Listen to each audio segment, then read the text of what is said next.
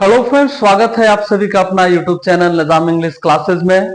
आज के इस वीडियो में हम लोग प्रेजेंट परफेक्ट टेंस के बारे में पढ़ेंगे कि प्रेजेंट परफेक्ट टेंस हम लोग कहते किसको है और प्रेजेंट परफेक्ट टेंस को हम लोग कैसे पहचानेंगे। तो देखिए, सबसे पहले हम लोग प्रेजेंट परफेक्ट टेंस को कैसे पहचानेंगे। The statement which shows that the statement which shows that work has gone completed in the present time या work has gone completed soon is called present perfect tense। यानी कि वैसा statement, वैसा वाक्य जो हमें दर्शाए कि काम जो है वर्तमान समय में, यानी कि अभी काम समाप्त हुआ है, तो उसे हम लोग प्रेजेंट परफेक्ट टेंस कहेंगे। प्रेजेंट परफेक्ट टेंस को हम लोग हिंदी में कैसे पहचानेंगे। दिस टाइप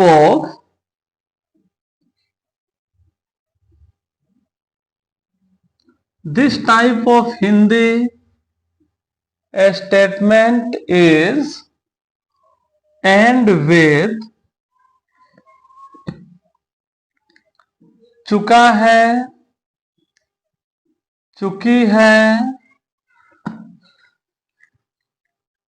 चुके हैं, या है, ये है, ये है, etc। यानी कि जिस हिंदी सेंटेंस के लास्ट में चुका है, चुकी है, चुके हैं, या है, ये है, ये सभी की भी मात्रा आ जाए तो उसे हम लोग प्रेजेंट परफेक्ट टेंस बोलेंगे। जैसे देखिए, हम लोग बोल रहे हैं आप लोग खाना खा चुके हैं। मान लीजिए कब खाना खाए हैं आप लोग, कोई आदमी है जो अभी अभी खाना खा लिया है तो उसको हम लोग बोल रहे हैं कि आप लोग खाना खा चुके हैं, तो यहां पे आ गया चुके हैं। या इसी बात को हम लोग ऐसे भी बोल सकते हैं आप लोग खाना खा लिए हैं। तो देखिए, दोनों बात बिल्कुल एक ही है।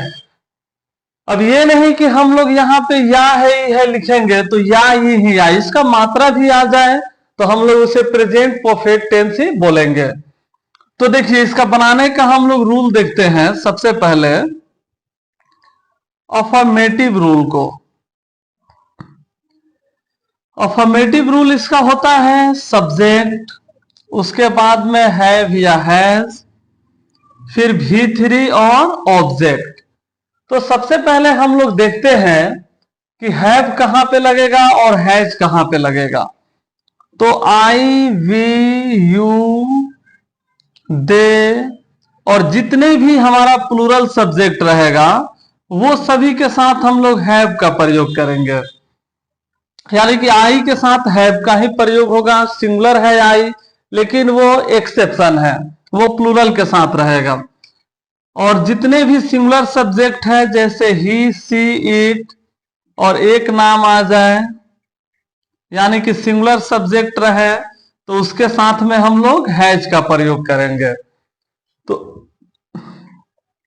तो देखिए, जैसे हम लोग लिखते हैं सीता काम कर चुकी है, यानी कि सीता काम कर ली है, तो बात तो हमारा एक ही होगा, सीता काम कर चुकी है या सीता काम कर ली है। तो इसकी इंग्लिश बनेगी, सबसे पहले हम लोग सब्जेक्ट लिखेंगे सीता, सीता के साथ क्या लगेगा हैज, और इसके बाद में V3 क्या है करना, तो लिखेंगे हम लोग डन। और फिर किस चीज से, तो कोई काम है तो यहां पे हम लोग लिख देंगे डन द वर्क। या इसी को हम लोग लिख सकते थे सीता हैज वर्क, अब देखिए एक और सेंटेंस हम लोग अब निगेटिव को देखते हैं। तो देखिए अब हम लोग निगेटिव रूल को देखते हैं। निगेटिव रूल में क्या होगा कि सबसे पहले सब्जेक्ट, फिर हैव या हैज, और यहां पे नोट लिख देंगे, और नोट लिखने के बाद V3 और ऑब्जेक्ट। जैसे यहां पे रहेगा मोहन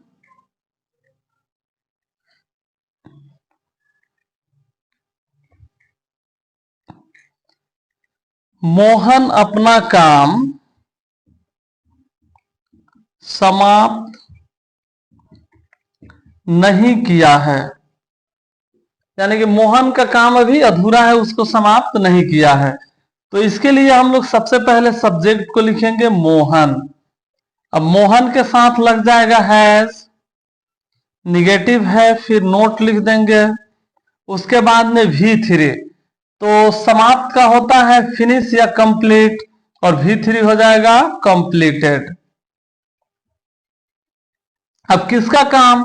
तो मोहन अपना काम नहीं किया है, तो मोहन सिंगुलर है तो हिज हो जाएगा, हिज वर्क। तो इस तरह से आएगा तो हम लोग अपना निगेटिव सेंटेंस को बनाएंगे। देखिए इसके आगे हम लोग देखते हैं इंट्रोगेटिव रूल को।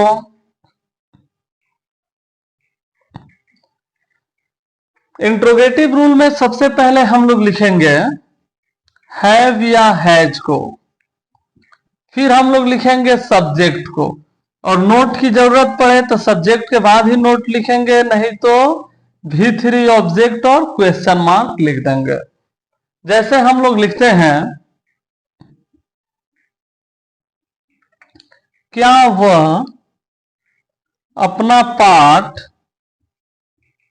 याद कर लिया है?